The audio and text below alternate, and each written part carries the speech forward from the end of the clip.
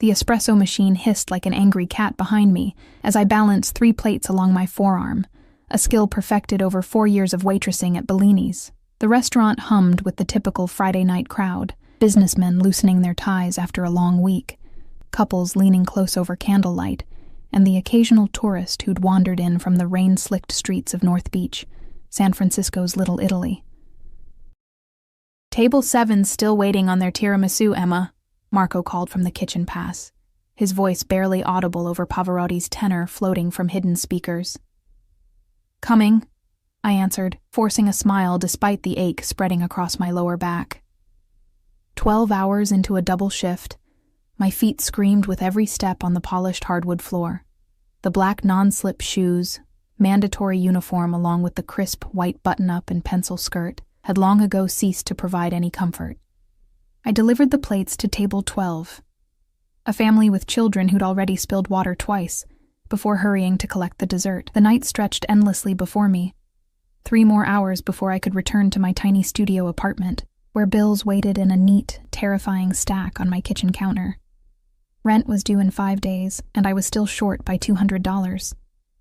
The front door chimed, and a gust of cold air swept through the restaurant, carrying the scent of rain and expensive cologne. Something in the atmosphere shifted. A sudden tightening, like the air pressure had changed. Conversations dimmed. I didn't turn immediately, too focused on carefully placing the tiramisu in front of a silver-haired woman who barely acknowledged my existence. "Mr. Russo," I heard Giacomo, the restaurant owner, exclaim with unusual deference. What an unexpected honor. My curiosity finally got the better of me. I glanced toward the entrance and nearly dropped my serving tray. 3 men stood in the doorway. 2 were broad-shouldered figures in dark suits, eyes scanning the restaurant with mechanical precision. But it was the man between them who commanded attention. Tall, with shoulders that filled out an impeccably tailored charcoal suit. His dark hair, touched with silver at the temples, was swept back from a face that seemed carved from marble, all sharp angles and shadows. He wasn't conventionally handsome, too harsh for that, but powerful in a way that made everything else in the room fade to background noise. Giacomo was personally escorting them to the best table in the house, the corner booth partially hidden by a decorative wine rack that offered both privacy and a clear view of the entire restaurant. I'd seen important people seated there before, local politicians, tech billionaires, but never anyone who caused Giacomo's hands to tremble as he pulled out chairs. "That's Victor Russo," whispered Lily, another waitress who had materialized beside me. "Don't stare." "Who?" I asked, still watching as the man slid into the booth with feline grace, his security taking positions nearby rather than sitting. "You don't know?" Lily's eyes widened. "Owner of half the city, probably." "Nobody really knows what he does, but everyone knows not to ask," she tugged my sleeve. "And nobody wants to serve his table. Guess who's up in the rotation?" My stomach dropped. "No. Please switch with me. I'm exhausted and can't. Giacomo's watching. Just don't screw up." She gave me a sympathetic pat before disappearing into the kitchen. I took a deep breath, straightened my already straight apron, and approached the table. Each step closer felt like walking deeper into dangerous waters, though I couldn't explain why. The man, Russo, was studying the wine list with casual indifference. Up close, I noticed his hands. Strong, with a thin scar across the knuckles of his right hand. A heavy platinum watch gleamed at his wrist. "Good evening," I said, proud that my voice remained steady. "Welcome to Bellini's. Can I start you with something to drink?" Dark eyes flicked up to mine, and the full force of his attention hit me like a physical blow. His gaze was assessing, almost predatory, as if he could read every worry, every fear, every secret I'd ever kept with a single look. I fought the urge to step back. "The 2010 Brunello di Montalcino," he said, his voice unexpectedly soft, but carrying a note of authority that suggested he rarely needed to raise it to be obeyed. "And water. No ice." I nodded, writing it down unnecessarily. There was no chance I would forget his order. "Would you like to hear about our specials this evening?" "No." He closed the menu and handed it to me without looking at it again. "Bring the wine, then I'll order." I escaped to the bar, my heart hammering against my ribs. The bartender, sensing my distress, raised an eyebrow. "Russo wants the 2010 Brunello," I said. The bartender whistled low. $300 a bottle, must be nice. He reached for a key that opened the temperature-controlled cabinet where they kept the most expensive wines. "Don't spill it," he added with a wink. I carried the wine back with exaggerated care, conscious of every step on the now seemingly treacherous floor. Russo was speaking quietly on a cell phone, one of two visible on the table, but ended the call as I approached. I presented the bottle for his inspection, going through the ritual with hands that trembled slightly.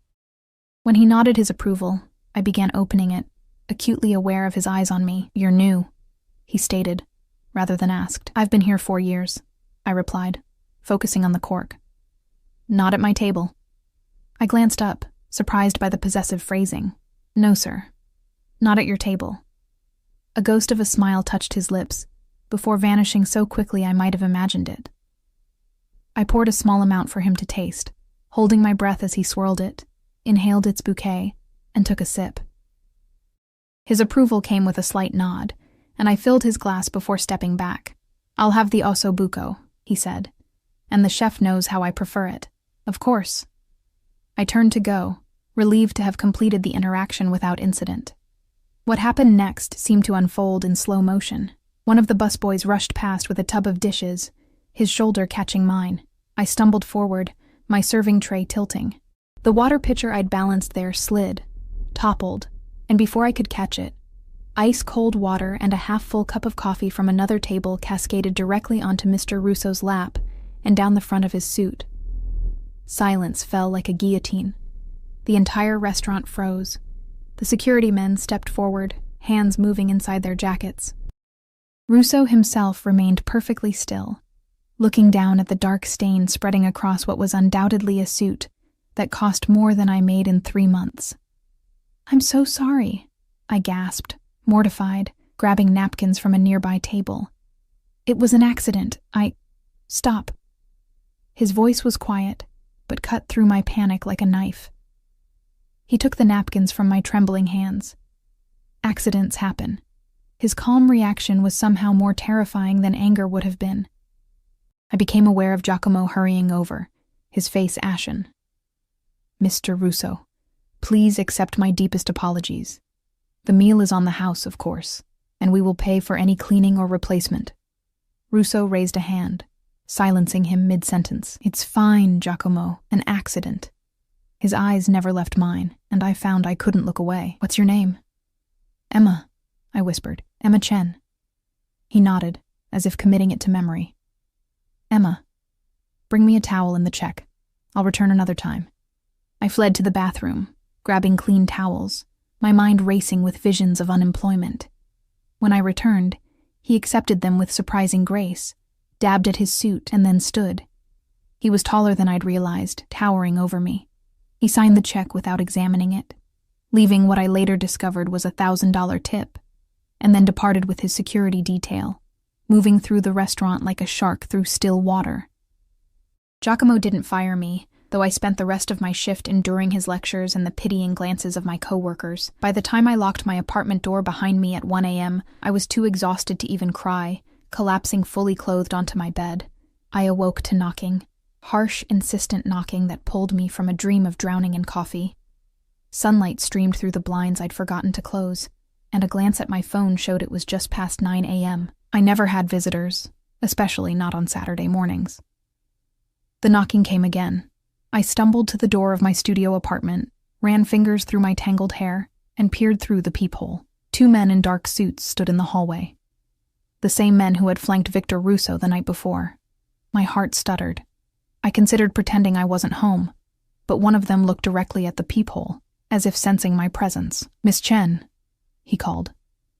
"Mr. Russo requests your presence." I cracked the door open, keeping the security chain engaged. "Why?" "He'll explain himself." The man's face remained impassive. "A car is waiting." "I'm not going anywhere," I said, fear giving my voice a sharpness I didn't feel. "I have work at noon." "Your employer has been informed you won't be coming in today."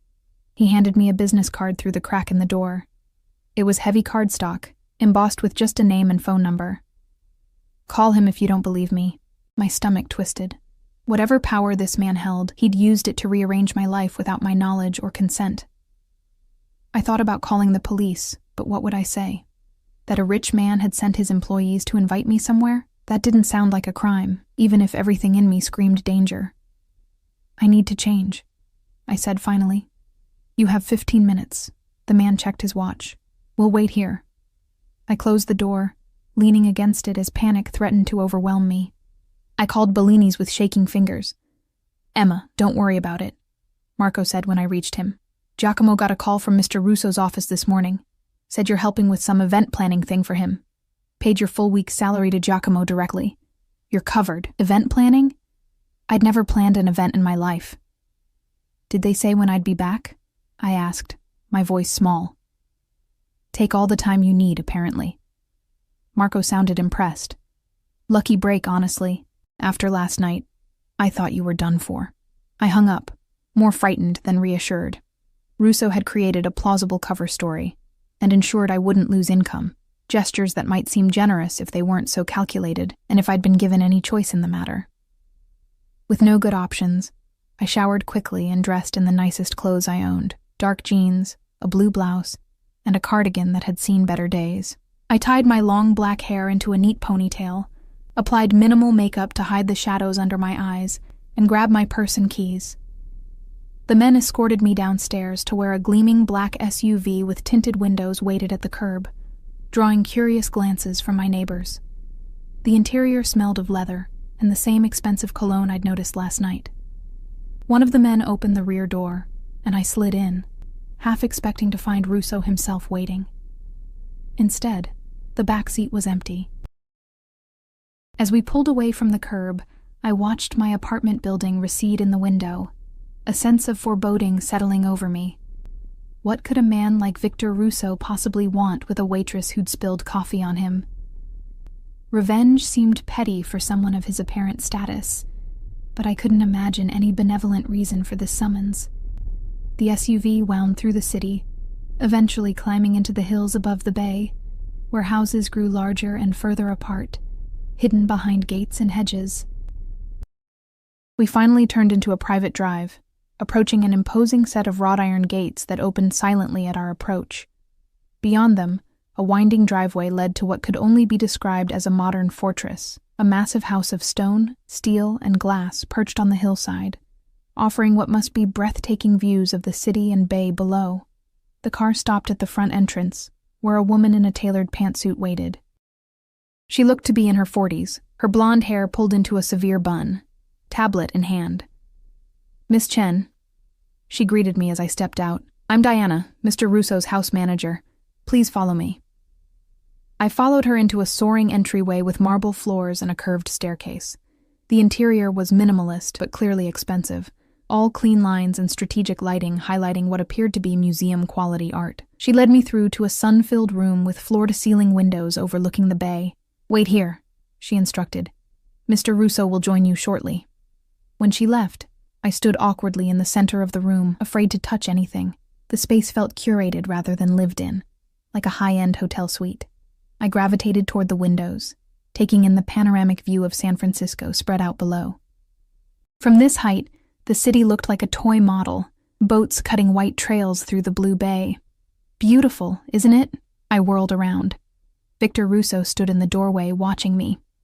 Gone was the formal suit from last night, replaced by dark trousers and a light gray cashmere sweater that somehow made him look more intimidating rather than less.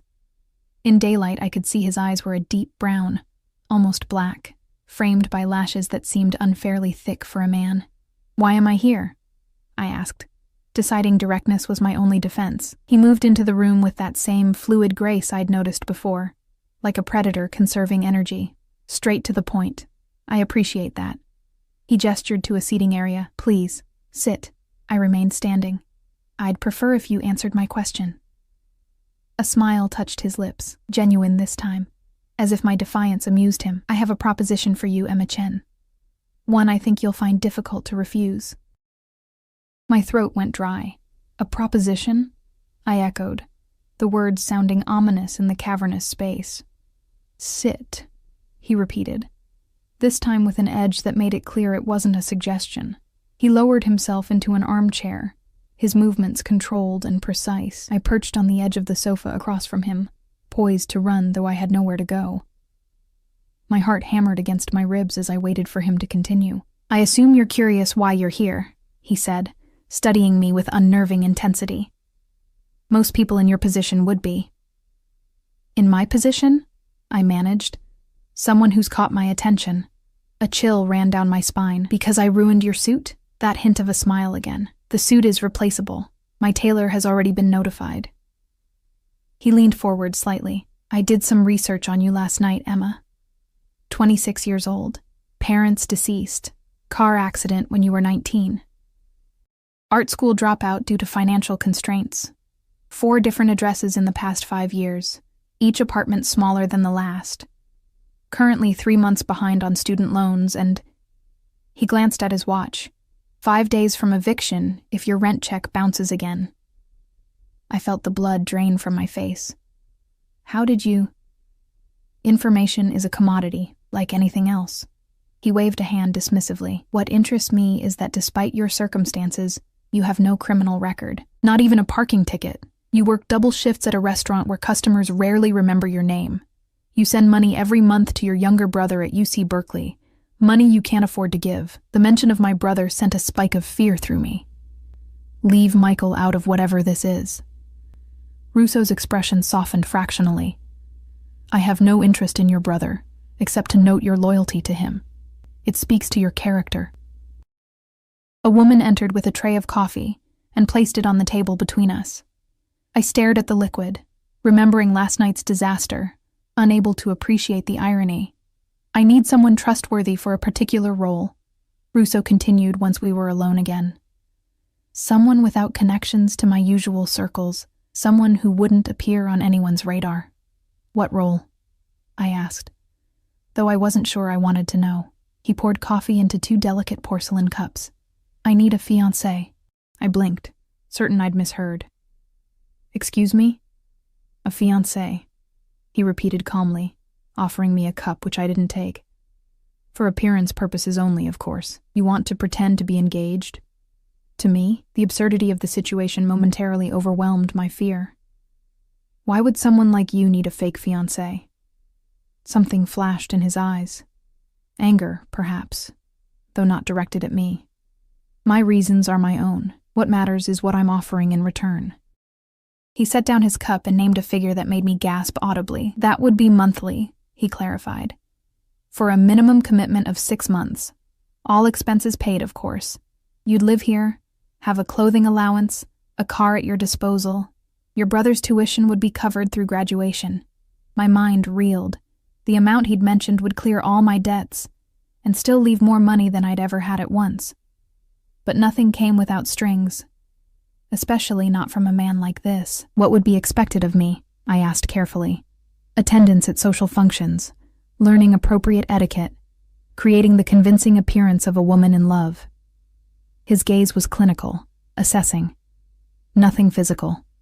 You would have your own suite in this house, your privacy respected." I frowned, skepticism cutting through my shock. "If all you need is a woman on your arm, you could hire an actress. Someone beautiful, polished. Someone who already knows which fork to use." For the first time, something like genuine amusement crossed his features. "Precisely why you're perfect. No one would believe I'd choose a sophisticated socialite or model. My interest in someone like you, unpolished, ordinary, that would be unexpected. People are less likely to question the unexpected."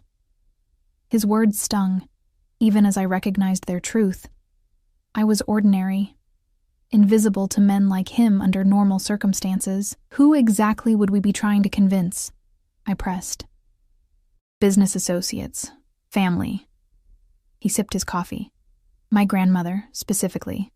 She's dying, pancreatic cancer. Her last wish is to see me settled. She worries about me." A muscle in his jaw tightened. "I don't want her final months consumed with this concern." It sounded almost noble if I squinted hard enough, almost human. but something didn't add up. So, you're doing this for your grandmother's peace of mind? I asked skeptically. His expression hardened. My motivations aren't your concern. Your answer, however, is yes or no, Emma. I stood abruptly, wrapping my arms around myself. I need time to think. You have until tomorrow morning, he said, rising as well. He towered over me, his presence filling the room. Diana will show you around, answer practical questions. My driver will take you home this evening. And if I say no? His eyes met mine, unflinching. Then you'll be driven home, and we'll never see each other again. You'll receive compensation for today's inconvenience. He moved toward the door, then paused. One more thing, Emma. This conversation, everything about this arrangement, is confidential. I value my privacy. Breaching that would have consequences. The threat lingered in the air between us as he left. I remained frozen until Diana reappeared moments later, tablet in hand, professional smile firmly in place. Shall we begin the tour? She asked, as if showing potential fake fiancés around was a regular part of her duties. The next few hours passed in a daze as she led me through the mansion. My private suite, should I accept the offer, would include a bedroom larger than my entire apartment, a bathroom with a tub I could actually lie down in, a walk-in closet, and a sitting room with a balcony overlooking the gardens. Other areas included a gym, a pool, a cinema room, a library filled with books that appeared to have been read rather than chosen for their spines, and a kitchen where a private chef prepared all meals. Mr. Russo rarely uses most of these spaces, Diana explained as we walked through a formal dining room that could seat 20. He prefers his private office and the library.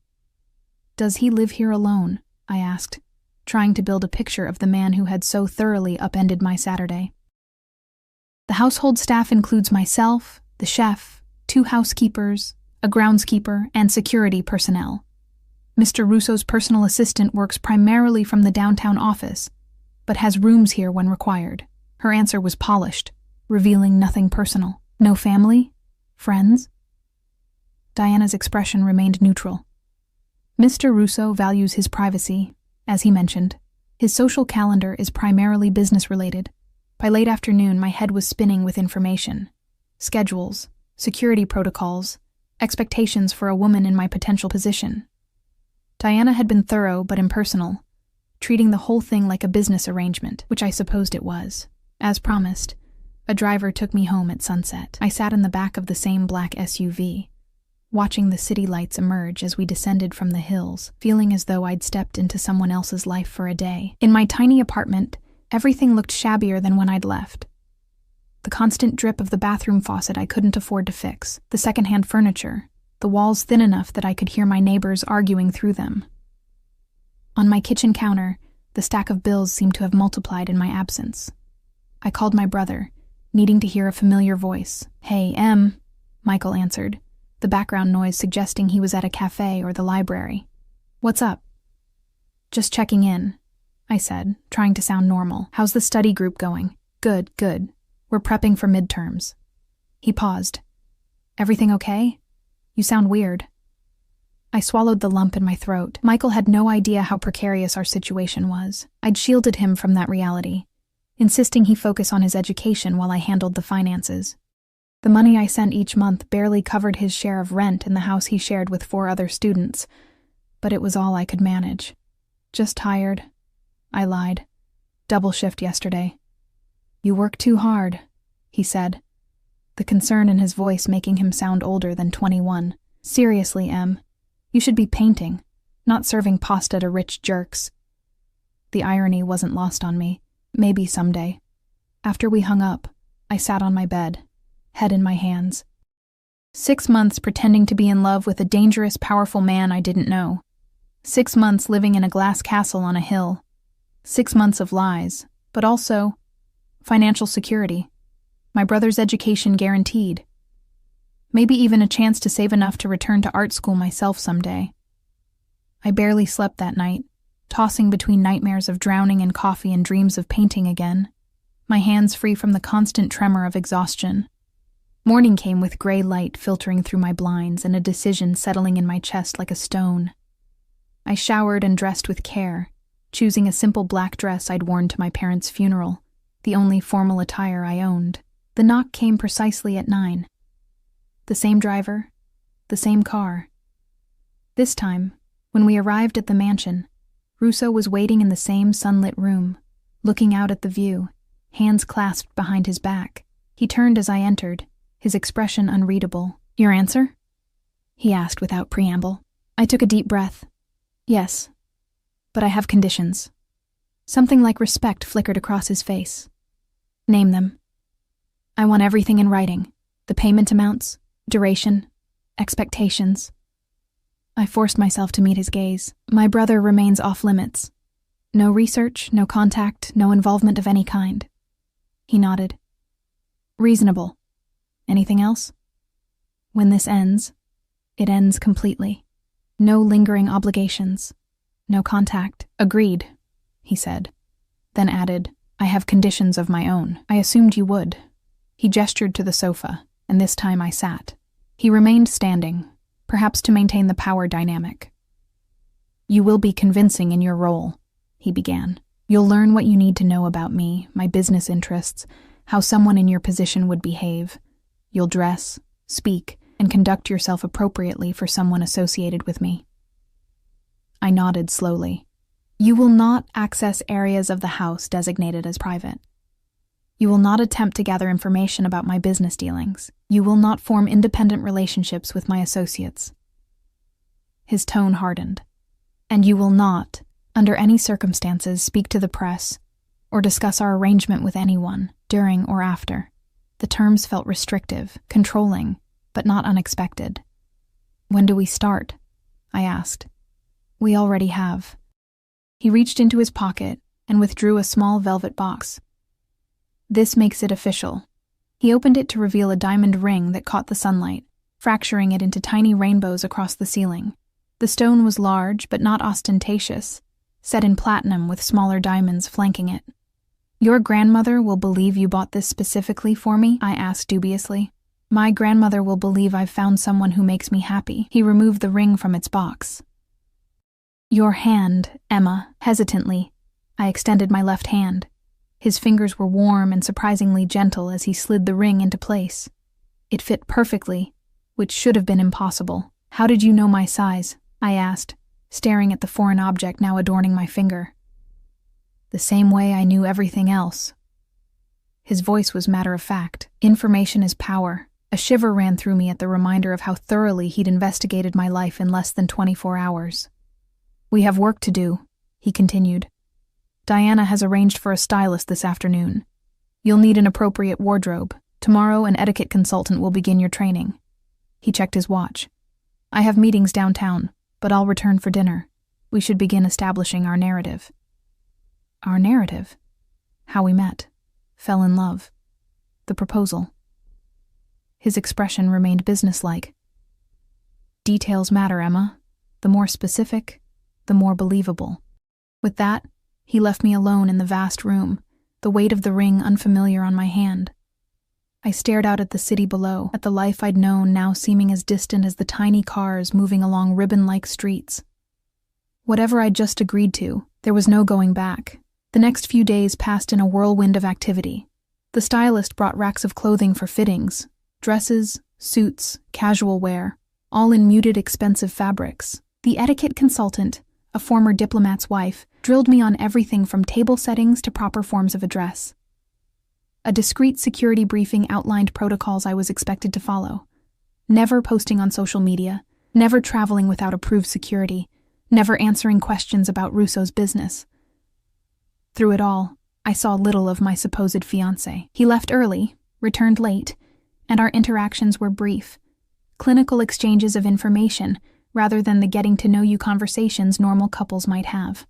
Until the 5th night, when Diana informed me Mr. Russo requested my presence for dinner in the main dining room at 8, I dressed in one of my new outfits, a simple navy dress that cost more than 3 months of my former rent, and made my way downstairs, my stomach knotting with apprehension. The dining room was lit with candles, the long table set for 2 at one end. Russo stood when I entered, a gesture so old-fashioned it momentarily caught me off guard. "Emma, he said, and for the first time, he looked almost uncertain. Thank you for joining me. As I took my seat, I realized this wasn't just dinner. This was the beginning of our performance, the first scene in a play neither of us had written, but both had agreed to star in, and from the intensity in his dark eyes as he studied me across the candlelight, I sensed the real show was about to begin. The chef served a meal that would have cost a week's salary at Bellini's. Delicate scallops, roasted duck with cherry reduction, seasonal vegetables in preparations I couldn't name. I ate carefully, hyper-aware of my posture, the placement of my silverware, the small sips of wine as the etiquette consultant had instructed. Russo watched me with that same unnerving intensity, as if cataloging every movement. "You're a quick study," he commented after the main course was cleared. "I've had practice adapting to new environments." I set my napkin beside my plate. "When my parents died, nothing was familiar anymore. You learn to observe, to mirror what others do." Something flickered in his eyes, recognition perhaps. "Tell me about your art."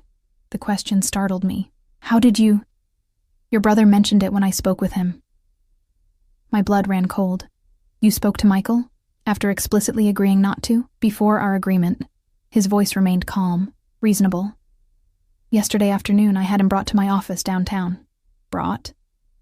The word hung between us, heavy with implication. "Invited," he clarified, though the distinction seemed meaningless. I explained that you and I had met, that we'd become involved quickly, that your financial concerns were now being handled, including his education. My hands curled into fists beneath the table. And he believed that? That I'd suddenly fallen for a stranger and kept it secret? He was skeptical, Russo admitted. Until I showed him this. He slid his phone across the table. On the screen was a photo of us in the garden.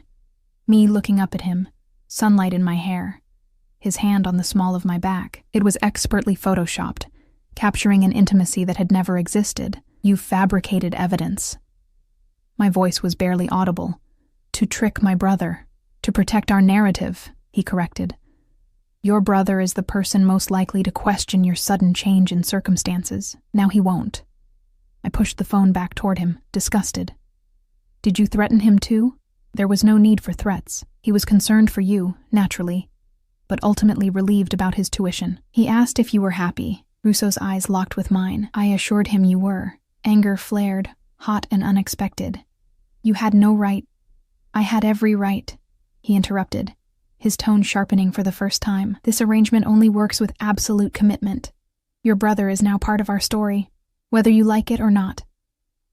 The dessert arrived. Some elaborate confection of chocolate and berries that I couldn't bring myself to touch. We sat in tense silence until the staff withdrew. "You're angry," he observed, swirling the ruby-colored wine in his glass. "You manipulated my brother, involved him without my consent." "Yes," he didn't bother denying it, "and I'd do it again. This isn't a game, Emma. People in my position have enemies. If our relationship isn't believed, those enemies might use you to get to me." Fear slithered down my spine. "What kind of enemies?" His expression closed like a gate slamming shut. "The kind you don't want to meet. Because of your business? The business you won't discuss? I'm a businessman with interests in real estate, shipping, and private equity." The practiced answer rolled off his tongue. "That's all you need to know." "That's what I'm supposed to tell people when they ask what my fiancé does," I challenged. "Yes. And they will believe you. Because most women in love don't question where the money comes from." His gaze was penetrating. "Can you do that, Emma? Can you look into someone's eyes and lie convincingly?" I met his stare directly. "I'm sitting across from you pretending I want to be here. What do you think?" To my surprise, he laughed, a genuine sound that transformed his face, softening the hard edges, revealing a glimpse of someone younger, less burdened. "Touché," he said, raising his glass slightly. "Perhaps you'll be better at this than I anticipated." The tension between us eased fractionally. I took a small bite of dessert, the rich chocolate melting on my tongue. "My grandmother wants to meet you," he said after a moment. "Sunday brunch. She lives in Nob Hill." My stomach tightened. "So soon?" "Her condition is deteriorating. The doctors give her 3 months, maybe 4. I nodded slowly. "What should I know about her?" "Elisa Russo, 82. Widowed 20 years. She was born in Sicily but came to San Francisco as a child. Traditional in many ways, but not as conventional as you might expect. His voice softened when he spoke of her. She'll ask about your family, your background. We should align our stories. How much of the truth should I tell? As much as possible. Lies are easier to maintain when they're close to the truth. For the next hour, we constructed our fictional romance. How we'd met at a charity event rather than Bellini's. How he'd been drawn to my authenticity. How I'd been hesitant, but ultimately won over by his persistence. The proposal had been private, at sunset on the terrace overlooking the bay. Romantic, but believable. As the fabricated details accumulated, I found myself watching his hands as he spoke. The way they moved with precision, the slight scar across his knuckles catching the candlelight. I wondered how he'd gotten it, what other marks his body carried beneath the expensive clothing. What stories they might tell about the man behind the calculated exterior. "You're staring," he observed, interrupting my thoughts. I flushed, embarrassed at being caught. "I was thinking that for this to work, I should know more about you. Real things, not just the story we're telling others." He considered this, then nodded.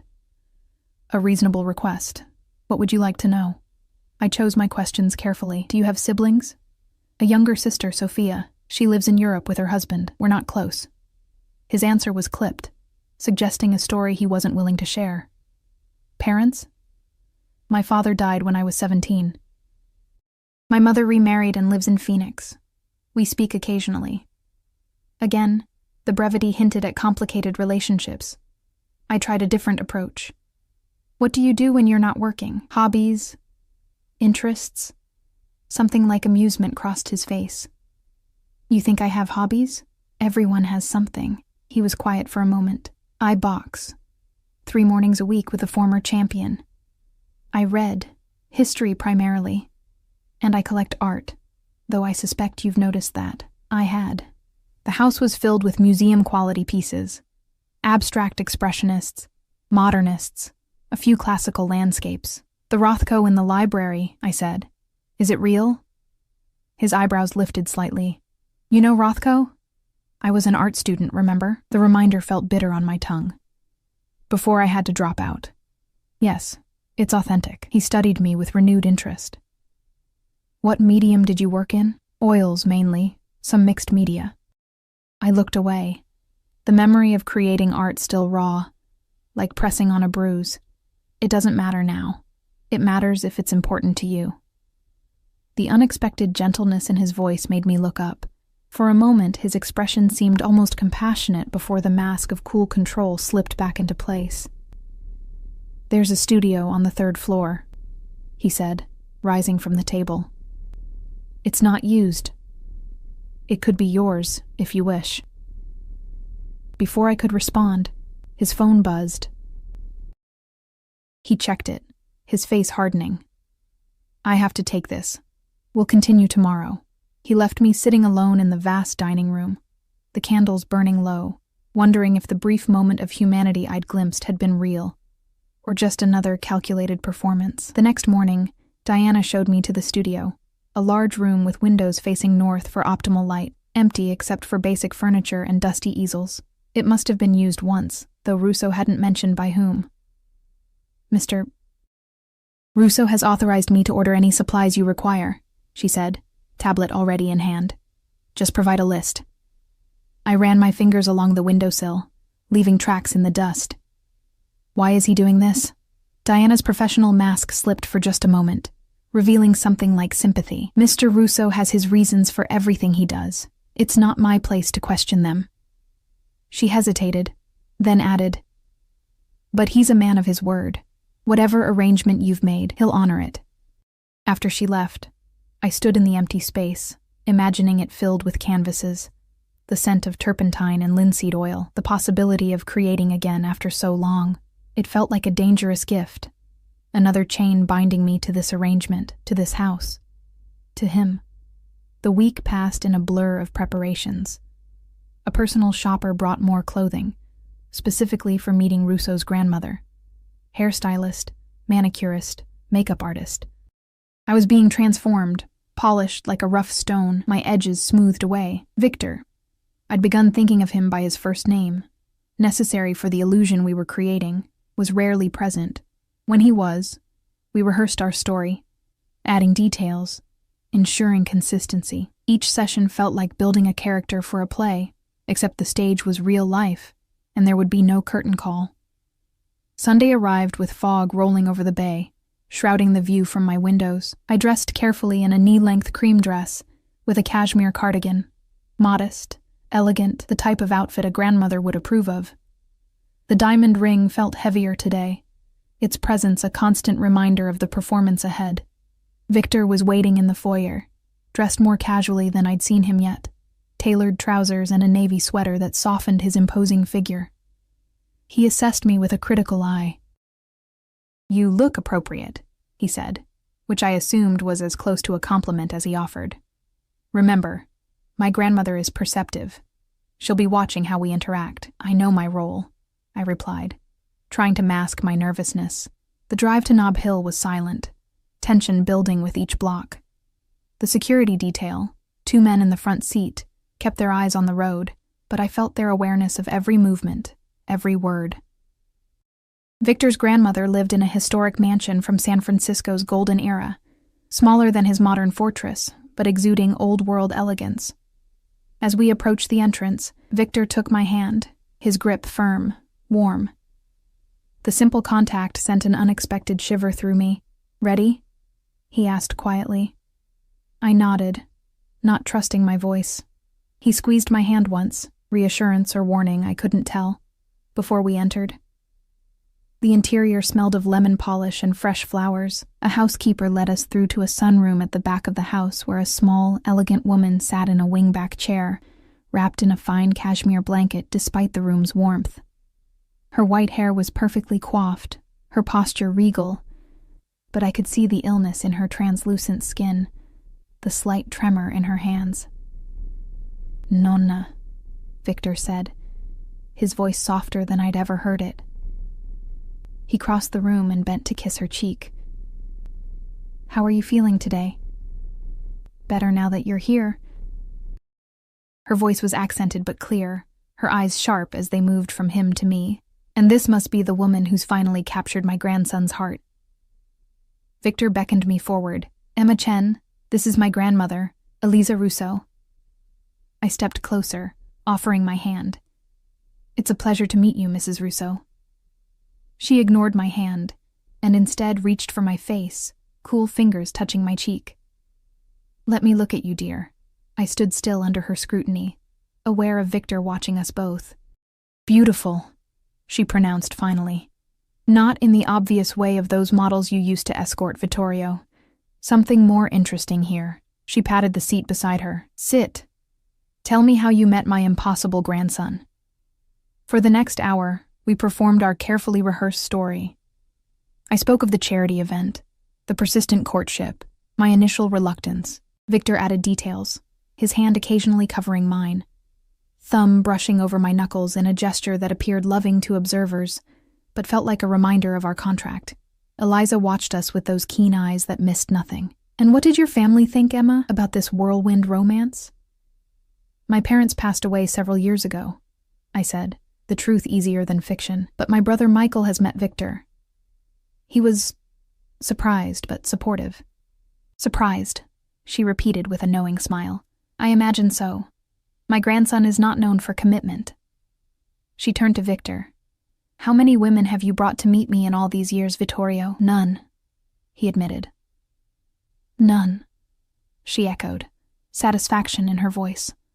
She reached for my hand, examining the ring. My husband's mother's diamond. I wondered if I would live to see it on someone's finger again. I glanced at Victor, startled. He hadn't mentioned the ring was a family heirloom. His expression remained neutral, but I sensed tension in the set of his shoulders. "It's beautiful," I said, feeling suddenly like an imposter, which of course I was. "It belongs on the hand of a woman who loves my grandson for himself, not his bank accounts." Her gaze was piercing. "Do you love him, Emma Chen?" Truly, the directness of the question caught me off guard. I felt Victor stiffen beside me, though his face betrayed nothing. I looked at him, really looked, at the strong profile, the hint of silver at his temples, the careful control he maintained at all times. Then I turned back to his grandmother, a dying woman whose final wish was to see her grandson happy. "I do," I said softly, the lie easier than expected. "He's not an easy man to know, but once you do..." I let my voice trail off, as if overcome with emotion I couldn't express. Eliza's face softened, her eyes misting. "Good, that's good." She patted my hand. "He needs someone who sees beyond the walls he builds." After brunch, as we prepared to leave, she asked to speak with Victor privately. I waited in the foyer, examining family photographs arranged on an antique table. Victor as a solemn child, a teenage girl who must be his sister, an older man with Victor's eyes and jawline, who I assumed was his father. When Victor returned, his expression was unreadable, but something had shifted. He was quieter on the drive home, lost in thoughts he didn't share. Back at the mansion, as we entered the foyer, I finally broke the silence. "Did she believe us?" He stopped, turning to face me. "Yes." "Good." I moved to step past him, but he caught my arm, his grip gentle but firm. "You were convincing," he said, studying my face. "Perhaps too convincing. Isn't that what you wanted? A perfect performance?" His eyes searched mine, looking for something I couldn't name. "What did you mean about me not being easy to know?" I hadn't prepared that line. It had come spontaneously in the moment. "It seemed like something a woman in love with you might say." He released my arm, something like disappointment crossing his features. "Of course. Well done, then." As he turned away, I caught a glimpse of unexpected vulnerability beneath the armor he wore so completely, a fracture in the perfect control that made me wonder, for the first time, what Victor Russo might be hiding not from the world, but from himself. The days that followed settled into an uneasy routine. Victor left early each morning for his downtown office, returning late most evenings. We shared occasional meals where we refined our fabricated history and discussed upcoming events where I would make my debut as his fiancée. Our conversations remained largely impersonal, though sometimes I caught him watching me with an expression I couldn't decipher.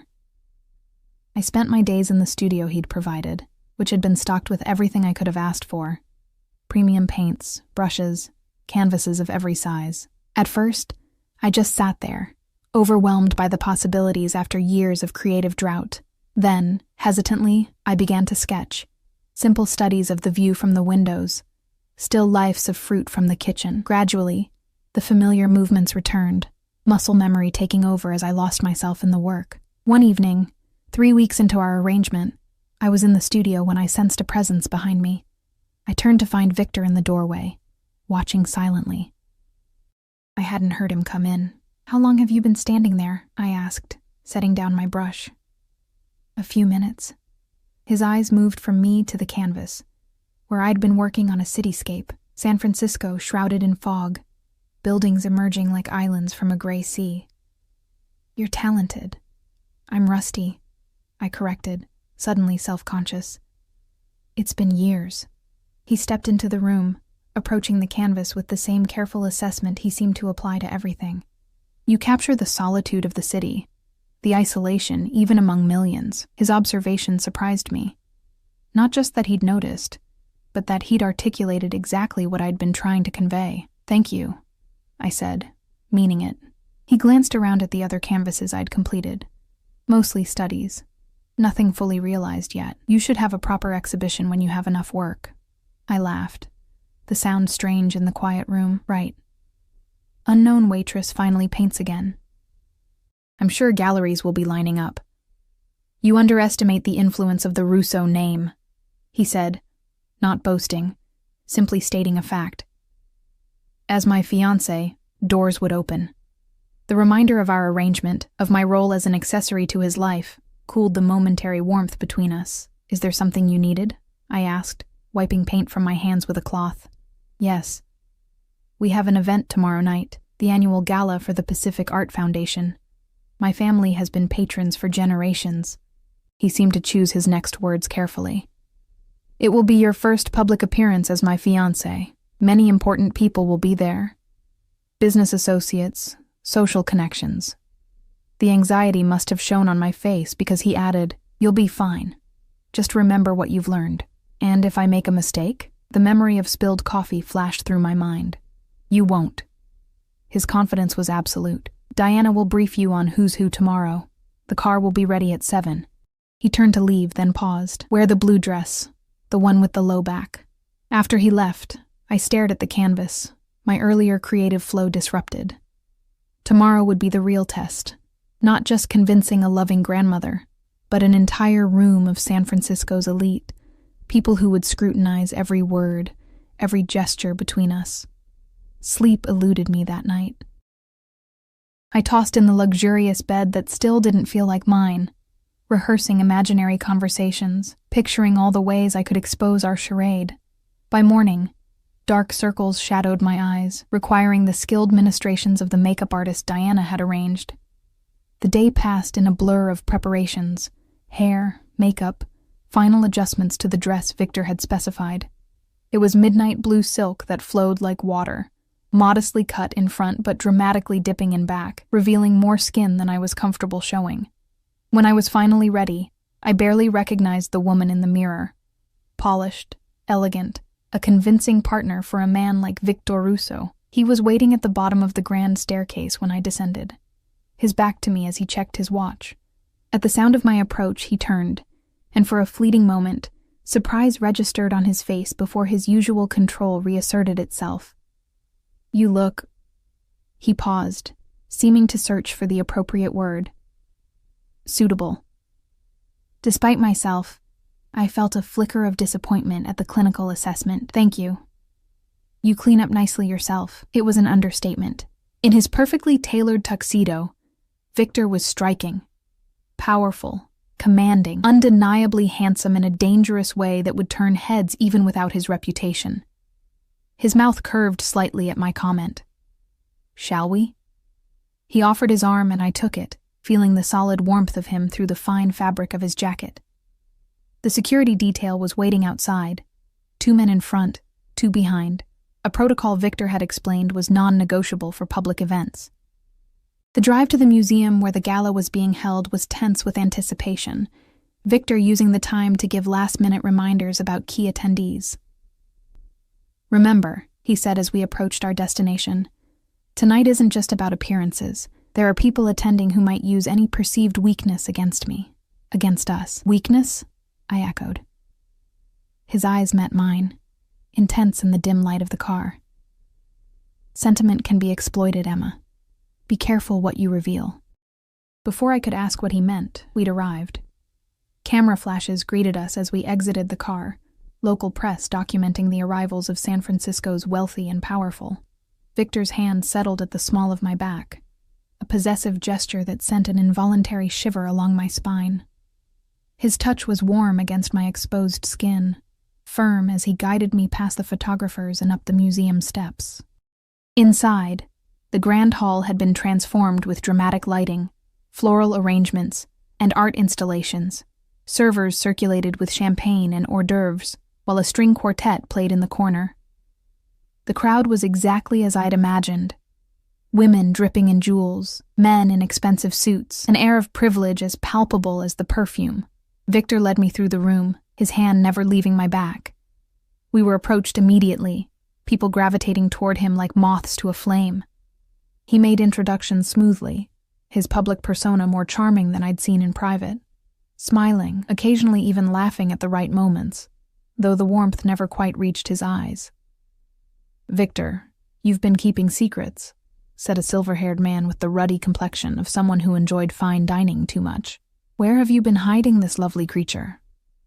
Some treasures are worth keeping to oneself, Senator, Victor replied smoothly. Emma, this is Senator James Barton. I smiled and extended my hand as I'd been taught. It's a pleasure, Senator. The pleasure's all mine, he replied, holding my hand a beat too long. And how did you two meet? I don't recall seeing you at these functions before. I recited our practice story, watching the senator's face for any sign of disbelief. But he simply nodded, apparently accepting that Victor Russo had fallen suddenly, deeply in love with an unknown woman from outside his social circle. As the evening progressed, I met dozens more people, business partners, social acquaintances, rivals thinly disguised as friends. I smiled until my cheeks ached, laughed at jokes that weren't funny, deflected personal questions with practiced ease. Through it all, Victor remained close, his presence both reassuring and intimidating. "You're doing well," he murmured during a brief moment alone. His lips close to my ear, sending another involuntary shiver through me. "Everyone keeps looking at us," I whispered back. "Like they're waiting for something. They are. They're waiting for the facade to crack, for some indication that this isn't real." His eyes locked with mine. "Don't give them that satisfaction." A woman approached, tall, willowy, with the kind of effortless beauty that suggested good genes and better surgeons. "Victor," she purred, air kissing his cheek. "How lovely to see you." "Sophia," he replied, an undercurrent in his voice I couldn't interpret. "I didn't expect you to be in town. Surprise," she said, her smile not reaching her eyes. "Aren't you going to introduce me to your friend?" "My fiancé," he corrected, his arm sliding around my waist. "Emma, this is my sister, Sophia Russo Delacroix." I managed to hide my shock. Victor had mentioned his sister lived in Europe with her husband. He hadn't said she'd be here tonight. "Fiancé?" Sophia's perfectly shaped eyebrows arched. How unexpected. And fast. "When you know, Victor replied, the cliché sounding strange from his lips. Sophia's assessing gaze raked over me. "And where exactly did you meet my brother, Emma? He's notoriously private about his personal life." I repeated our cover story, maintaining eye contact despite her obvious skepticism. "How romantic," she said, her tone suggesting the opposite. "And what did you do before becoming the future Mrs. Russo?" "I was a waitress," I answered honestly, chin lifting slightly, at Bellini's in North Beach. Her laugh was like glass breaking, sharp, brittle. "A waitress, of course," she turned to Victor. "Mother will be thrilled. She always hoped you'd follow Father's example and marry someone colorful." The barb hung in the air between us. Victor's arm tightened around my waist. "Emma is an artist," he said, his voice cool. "Quite talented. Perhaps if you're in town long enough you could see her work." Sophia's smile thinned. "Perhaps. Though Alessandro and I are leaving tomorrow. Just a quick business trip." She glanced over her shoulder. "Speaking of, I should find my husband. Lovely to meet you, Emma. I'm sure we'll be seeing more of each other." Family is so important to Victor. As she glided away, I felt Victor's tension radiating through his body. "You didn't tell me your sister would be here," I said quietly. "I didn't know." His expression had hardened, the public charm evaporating. "Sophia has her own agenda, always. She doesn't seem thrilled about our engagement. My sister's approval isn't relevant." He guided me toward the bar. "She and I have complicated history." Before I could ask what he meant, we were intercepted by a tall man with salt and pepper hair and watchful eyes. Unlike the other guests who approached with obvious agendas, this man simply nodded to Victor with something like grudging respect. "Russo." "Detective Sullivan," Victor replied, his posture subtly changing, more alert, guarded. "I didn't expect to see you here. Fundraising efforts extend to all public servants these days." The detective's gaze shifted to me. "And this must be the fiancé I've heard about." Victor's introduction was terse. "Emma, this is Detective Michael Sullivan, San Francisco Police Department." The detective extended his hand, his grip firm. "Congratulations on your engagement, Miss Chen. Quite the whirlwind romance from what I hear." Something in his tone, the slight emphasis on whirlwind, sent a warning prickling along my spine. "The best ones often are," I replied, forcing a smile. "And how are you enjoying life with Mr. Russo?" His eyes never left mine, assessing, probing, quite a change from waiting tables, I imagine. The casual mention of my former occupation confirmed my suspicion. He'd been investigating me, investigating us. "Change can be good," I said carefully. "Indeed." His smile didn't reach his eyes, though rapid changes sometimes indicate instability. Victor's hand settled on my lower back again, a subtle reminder of his presence. "Was there something specific you wanted, Detective? Or are you simply enjoying the canapés?" Sullivan's attention shifted back to Victor. Just making conversation. Always interesting to see who attends these functions. He nodded to someone across the room. Enjoy your evening. I'm sure we'll be seeing each other again soon. As he walked away, I felt a tremor start in my hands. Is he? Not here. Victor cut me off, his voice low. We're being watched. He led me smoothly onto the dance floor, where other couples were already moving to the string quartet's waltz. His hand settled at my waist, the other taking mine as he drew me close. I followed his lead, grateful for the dance lessons Diana had arranged. The detective, I whispered, my lips close to his ear. Is he investigating you? Sullivan has been trying to build a case against me for years, he replied, his breath warm against my hair. Without success. A case for what? I pulled back slightly to see his face. His eyes met mine, dark and unreadable. You don't want to know. I think I do, if I'm involved. His jaw tightened. You're not involved. You're playing a role, remember? Anything beyond that is not your concern. The dismissal stung more than it should have. Right. Just the pretty accessory on your arm, asking no questions. Something flashed in his eyes. Anger, perhaps, or frustration. His fingers tightened on my waist. This isn't a game, Emma. These people, Sullivan included, are dangerous in ways you can't understand. Then help me understand, I challenged, keeping my voice low. You brought me into this world. At least tell me what I'm facing. The music swelled as he guided me in a turn, our bodies moving in perfect synchronization despite the tension between us. For a moment, I thought he wouldn't answer. Then his expression shifted, resolve hardening his features. My father didn't simply die, he said finally, his voice barely audible over the music. He was murdered, in front of me. I was 17. The revelation hit me like a physical blow. Victor. Sullivan was a rookie cop on the case. He's been obsessed with my family ever since. His eyes held mine, intense, unblinking. There are sides to this city you've never seen, Emma. Powers and interests that operate in shadows.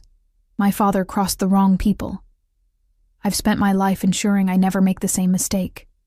We continued to dance, his revelation hanging in the air between us. I studied his face, the hard lines, the carefully controlled expression, and suddenly saw the 17-year-old boy beneath, watching his father die, hardening himself against a brutal world. I'm sorry, I said finally, the words inadequate, but sincere. His expression softened fractionally. Now you understand why this charade is necessary, why appearances matter. Weakness gets exploited, always. As the music ended, he drew me closer than necessary, his lips brushing my temple in what would appear to observers as an intimate gesture between lovers. Trust no one here, he whispered. Not even me. With that cryptic warning, he led me from the dance floor, his hand possessive at my back, his public smile firmly in place, as we rejoined the glittering, dangerous crowd. The ride home from the gala was silent, the weight of Victor's revelation settling between us. His face was cast in shadow, profile illuminated only by passing streetlights as he stared out the window, lost in thoughts he didn't share. The security detail seemed more alert than usual, one man constantly checking the mirrors, the other scanning side streets as we wound through the city. Something had shifted tonight, though I couldn't pinpoint exactly what or when. When we arrived at the mansion, Victor finally spoke. Come to my study. It wasn't a request. I followed him through the silent house to a room I'd never entered, one of the areas designated as private in our agreement. The security team remained outside as Victor closed the heavy door behind us. The study was different from the rest of the house. Darker, more personal. Bookshelves lined the walls, filled with leather-bound volumes.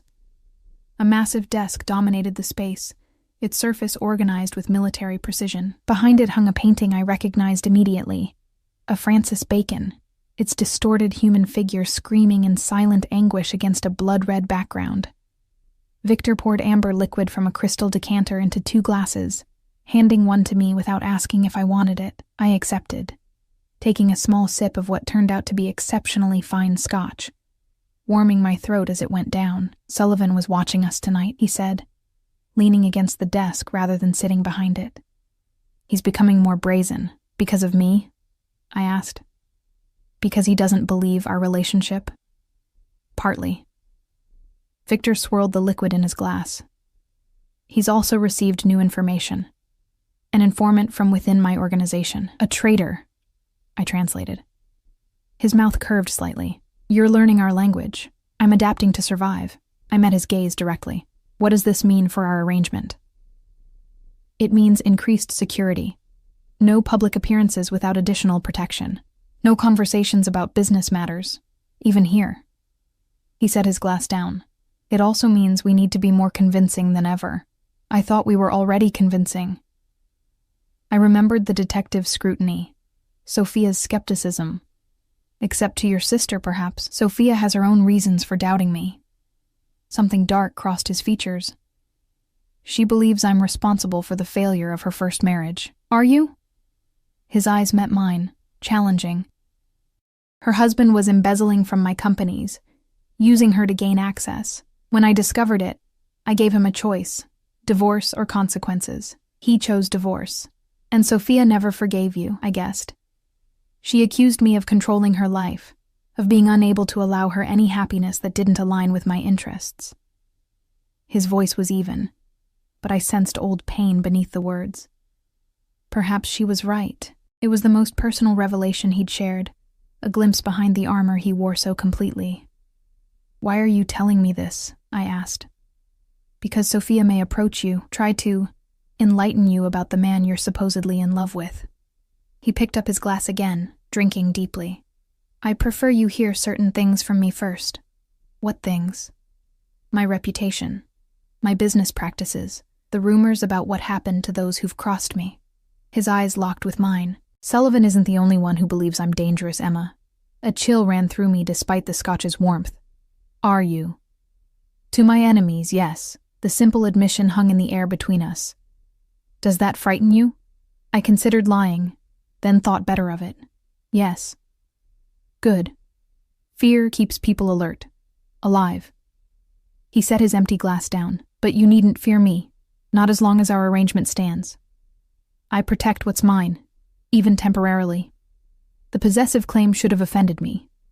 Instead, I felt an unexpected flicker of heat at his words, at the intensity in his gaze as it held mine across the shadowed room. There's something else, he continued. My grandmother has invited us for dinner tomorrow night. A small family gathering. Your sister will be there, I guessed. Along with her husband Alessandro, my mother and her current husband, and Sullivan's boss, Captain Reynolds of the SFPD, who happens to be married to my mother's cousin. His mouth twisted in a humorless smile. Family connections are complicated in this city. A police captain related to your family? Isn't that a conflict of interest for investigations involving you? Reynolds has recused himself from anything directly concerning me, not that it matters. Sullivan operates with considerable autonomy. Victor moved closer, his proximity sending my pulse racing inexplicably. Tomorrow will be a test, Emma. Everyone at that table will be watching for inconsistencies, for cracks in our story. No pressure, I murmured, taking another sip of scotch for courage. You'll need to be perfect. He reached out, his fingers brushing a strand of hair from my face in a gesture that could have been practiced for observers, but felt oddly intimate in the empty room. And you'll need to trust me, even when things might not make sense to you. His hand lingered near my face, his dark eyes searching mine. For what? I wasn't sure. Something shifted in the air between us. The careful distance we'd maintained, dissolving in the shadowed study, replaced by a tension that made it difficult to breathe. I should go, I said, my voice barely above a whisper. It's late. His hand dropped, the moment, whatever it had been, broken. Of course, get some rest. Tomorrow will be challenging. I left the study feeling unsettled, confused by my reaction to his proximity. This was a business arrangement, I reminded myself. Nothing more. Any attraction I felt was merely a product of the situation. The forced intimacy, the danger, the glimpses of vulnerability beneath his controlled exterior. Stockholm Syndrome, perhaps, or simply the result of playing a role so completely that the boundaries between fiction and reality began to blur. Sleep eluded me again that night. My dreams, when they came, filled with faceless threats, and Victor's warnings echoing through darkened corridors. Morning brought rain battering against the windows, and a message from Diana that Victor had left early for his office downtown. The day stretched before me, hours to fill with anxiety about the evening ahead. I retreated to the studio, losing myself in painting as I often did when emotions threatened to overwhelm me. Hours passed unmarked until Diana appeared in the doorway. Mr. Russo called. "The car will be ready at 6. I glanced at my paint-smeared hands, at the canvas where I'd been working without conscious direction. Dark swirls of indigo and crimson surrounding a central figure in shadow. It wasn't until Diana left that I realized I'd been painting Victor as I'd seen him in his study, illuminated only by subtle lighting, power and isolation radiating from his stance. Disturbed by what the painting might reveal about my subconscious, I cleaned my brushes and went to prepare for the evening. Victor was already waiting when I descended the stairs at precisely 6, dressed in a charcoal suit that emphasized his broad shoulders. His eyes moved over me, taking in the burgundy dress I'd chosen, modest but elegant, and nodded his approval. "You look tense," he observed as we walked to the waiting car. "I'm about to have dinner with your family, a police captain, and your sister who clearly hates me," I replied. Tension seems appropriate. His mouth quirked in what might have been amusement. "They're more afraid of me than you are of them. That's not as reassuring as you think it is." In the car, he briefed me on the other dinner guests, his mother Sophia, the elder, for whom his sister was named, a former beauty now in her 60s, married to Richard Talmadge, a corporate attorney 20 years her junior, Alessandro Delacroix, Sophia's French husband, involved in international shipping, and Captain James Reynolds, late 50s, career police officer with political ambitions. "My mother will be cold initially, but don't take it personally," Victor said as we approached Nob Hill. "She's territorial, especially about my grandmother's affections." "And Captain Reynolds? Will he be as suspicious as Sullivan?" "Reynolds is more politician than cop these days. He'll be cordial, observant, more interested in maintaining family peace than pursuing investigations." Victor's hand found mine, his thumb running over my knuckles in a gesture that seemed almost unconscious. "Stay close to me. Follow my lead." My heart raced as we pulled up to Eliza Russo's mansion. Tonight would be different from the gala. No crowd to lose ourselves in. Nowhere to retreat. Just intimate conversation around a dinner table with people who knew Victor better than anyone. Eliza greeted us in the formal dining room. Already seated at the head of the table, she looked frailer than before, her skin more translucent, but her eyes remained sharp as she took in our clasped hands. "Vittorio, Emma," she smiled, genuine warmth in her voice. "Come, sit. The others are almost here." Victor guided me to a chair beside his grandmother, taking the seat on my other side. He kept my hand in his, visible on the table, a clear statement of connection that wasn't lost on the others when they arrived moments later. The introductions passed in a blur. Victor's mother with her assessing gaze so similar to his own. Her husband, handsome in a polished way. Sophia and Alessandro, a striking couple radiating European sophistication. Captain Reynolds, whose friendly demeanor couldn't quite mask the cop's watchful eyes. Conversation flowed with the wine, carefully neutral topics at first, then gradually shifting toward more personal territory as the meal progressed. I felt myself being observed, evaluated from all sides.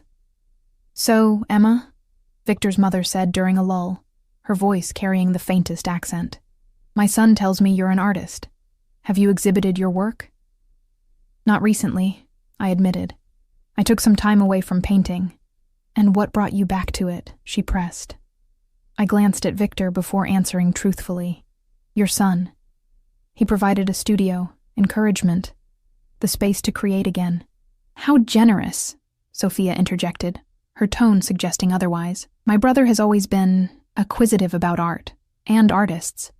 Victor's hand tightened around mine. "Emma has genuine talent, Sophia. You should see her work. Perhaps we will at the wedding," Captain Reynolds said pleasantly. "Speaking of which, have you set a date?" The question hung in the air. Victor and I hadn't discussed this detail in our fabricated story. "Not yet," Victor answered smoothly. "Emma wished to finish her current collection first. I'm learning patience." His mother laughed, the sound brittle. "Patience has never been your strong suit, Vittorio. Not since you were a boy. People change, Mama," he replied. "Do they?" she challenged, her gaze moving between us. I wonder. Eliza tapped her water glass lightly. Enough, Sophia. Can't you see they're happy? That's all that should matter to a mother. An uncomfortable silence fell, broken by Alessandro clearing his throat.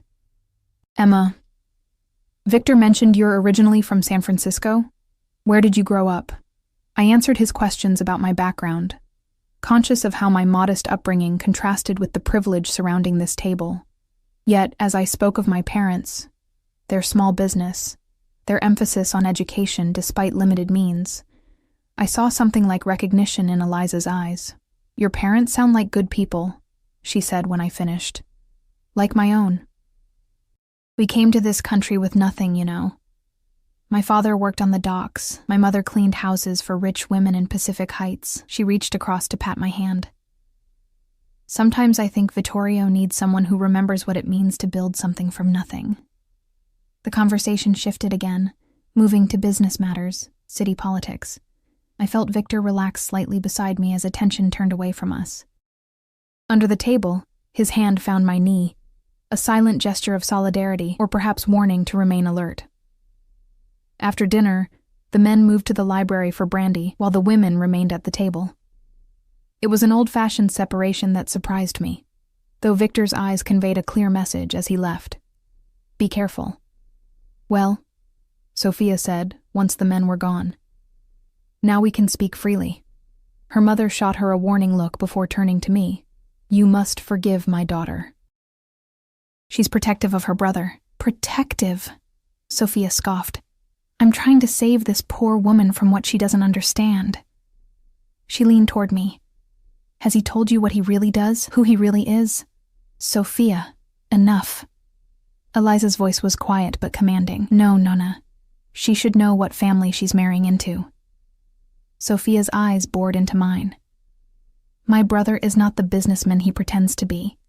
Ask yourself why a detective follows his movements, why people fear him. I know who Victor is, I said, meeting her gaze steadily. Do you? She challenged. Did you know about Matteo Bianchi or Thomas Chen? No relation to you, I assume, both business associates who disappeared after disagreements with my brother. Speculation and rumors, Victor's mother interjected. Nothing more. Is it speculation that fathers warn their daughters about him? That even in this city with all its corruption, his name makes people nervous? Sophia's voice rose. He's using you, Emma, for whatever game he's playing, and when it's over, you'll be discarded like everyone else who served their purpose. That's enough. Eliza's hand struck the table with surprising force. Not another word, Sophia. I sat perfectly still, absorbing Sophia's accusations, seeing the tension in both older women's faces. Whatever the truth was, it clearly ran deeper than I'd imagined. I love your son, I said to Victor's mother, the lie coming easily now. Whatever he may or may not have done doesn't change that. Something like respect flickered in her eyes. Love is never simple in this family. No, I agreed. I'm beginning to understand that. When the men returned, I saw Victor catalog the tension in the room immediately. His eyes moved from his sister's flushed face to my composed one. Questions in his gaze that I answered with a slight shake of my head, not now. The evening concluded shortly after, with formal goodbyes and Eliza extracting promises for another visit soon. As we drove away, Victor waited until we were several blocks from the house before speaking. What did Sophia say to you? She mentioned some names. Matteo Bianchi, Thomas Chen. I watched his profile, looking for any reaction. She implied they disappeared after disagreements with you. His expression remained impassive. And you're wondering if it's true, is it? He was silent for so long I thought he wouldn't answer.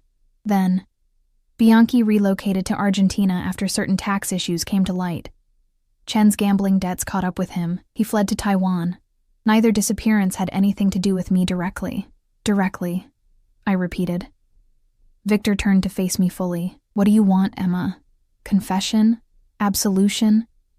You knew what kind of man I was when you agreed to this arrangement. Did I? The question escaped before I could stop it. I knew you were powerful, controlling. I didn't know you might be dangerous. He finished for me. I told you that myself. You chose not to hear it. The truth of his words stung. I had ignored the signs, the warnings, focused instead on the financial security he offered, the chance to paint again, the glimpses of humanity behind his controlled exterior. "Do you want out?" he asked, his voice suddenly quiet. "Say the word, and the car will take you back to your apartment tonight. The arrangement ends. You keep what you've earned so far." The offer surprised me. I looked at him. Really looked. At the harsh lines of his face softened by shadows, at the careful distance in his eyes that couldn't quite mask something deeper. In that moment, I realized two truths simultaneously. Victor Russo was indeed dangerous, perhaps even the criminal his sister believed him to be. And despite everything, I wasn't ready to leave. "No," I said finally. "I made a commitment. 6 months." Relief flickered across his features, so brief I might have imagined it. Good. The rest of the drive passed in silence. When we reached the mansion, Victor escorted me inside, his hand at the small of my back in what had become a familiar gesture. In the grand foyer, he paused. "Thank you," he said, the word sounding foreign on his lips. "For tonight. For not walking away." "Why does it matter?" I asked. "You could find someone else. Not like you."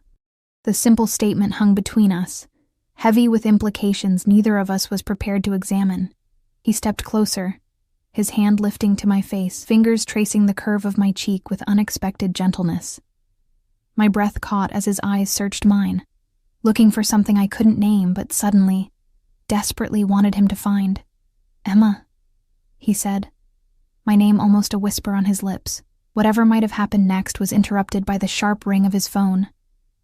He pulled away, checking the screen, his expression hardening. "I have to take this," he said, all business again. "Good night, Emma." I watched him walk away, confusion and something dangerously close to longing coursing through me. This wasn't part of our arrangement. These moments of connection, the complicated emotions taking root despite my best efforts to maintain professional distance. That night, I dreamed of Victor. Not the controlled businessman, but the man I'd glimpsed beneath the armor. The one whose touch lingered on my skin even hours later. I woke tangled in sheets, breathless and unsettled, wondering if I was falling into a trap of my own making. 3 months passed in a similar pattern. Public appearances where we played our roles to perfection, private moments of unexpected connection that never quite crossed the line of our arrangement. I continued painting, producing work that surprised even me with its intensity, its exploration of power and vulnerability, shadows and light. Victor provided a steady stream of encouragement, sometimes watching me work in silent appreciation. His grandmother's condition deteriorated, leading to weekly visits that became increasingly difficult as she weakened. Through it all, the charade continued. Victor, the devoted grandson, me, the loving fiancé, our fabricated romance bringing comfort to a dying woman. Detective Sullivan remained a shadowy presence in our lives, occasionally appearing at events, watching from a distance. Victor's security tightened further, additional men stationed around the property, accompanying us whenever we left the grounds. I learned to live with the constant surveillance, to move through the world aware of potential threats I couldn't see, but Victor seemed to anticipate. Then came the night that changed everything. I was alone in the mansion, Victor away on what he'd described vaguely as business travel to Chicago. 3 security men remained on the property, patrolling the perimeter, while Diana had left for the evening after ensuring I had everything I needed. I was in the studio, working late, when the power went out. One moment the room was brightly lit, the next plunged into darkness save for the faint moonlight streaming through the windows. I froze, brush in hand, listening to the sudden silence. No hum of electricity, no distant sounds of security's radios. Something was wrong. Victor had briefed me for situations like this, specific protocols to follow. I reached for my phone to call the emergency number he'd given me, only to find no signal. Jammed. Heart pounding, I moved silently to the studio door, peering into the darkened hallway. Nothing. I slipped off my paint-splattered shoes for quieter movement and began making my way toward the panic room Victor had shown me on the lower level. I'd nearly reached the main staircase when I heard it, the soft thud of a body hitting the floor, followed by muffled voices speaking a language I didn't recognize. Intruders. Inside the house, past security. Pressed against the wall, I inched toward a decorative alcove that might provide temporary hiding. As I moved, a floorboard creaked beneath my foot, a small sound, but in the silence it might as well have been a gunshot. The voices stopped. Footsteps approached. I held my breath, calculating the distance to the nearest exit, knowing I wouldn't make it. A beam of light cut through the darkness, sweeping the hallway. It was only a matter of seconds before it found me. In that moment, with strange clarity, I realized something I'd been denying for months. Whatever game Victor Russo was playing, whatever dangers surrounded him, I had become more than a temporary player in his world, somewhere between the lies and the truths, between the performances and the quiet moments. I had fallen in love with the complex, dangerous man who had upended my life with spilled coffee and an impossible proposal. The beam of light inched closer, and I closed my eyes, Victor's name on my lips like a prayer.